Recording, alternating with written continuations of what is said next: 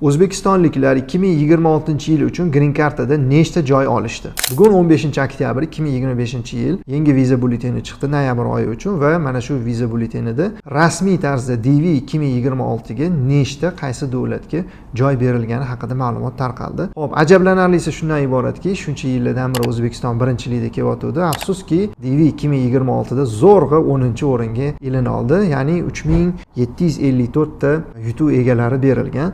Birinchi o'rinni Misr egallagan 5527 ta, ikkinchi o'rinda Rossiya turibdi 5510 ta va uchinchi o'rinda Jazoir 5457 ta. Lekin O'rta Osiyoda birinchilikni qo'ldan boy bermaganmiz. O'zbekiston birinchi o'rinda turibdi. O'zbekistondan keyin Tojikiston 3708 ta va Qirg'iziston 3324 ta.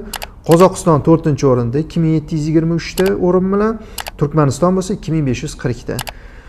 Eslatib o'tamiz, DV 2027 ga ariza topshirish tez kunlarda boshlanib qolishi kerak. Ba'zi bir sabablarga ko'ra bu yil ariza topshirish biroz kechikyapti. Ariza topshirish boshlanishi bilan kanalimizda e'lon qilamiz, bizdan uzoqlashmaydi.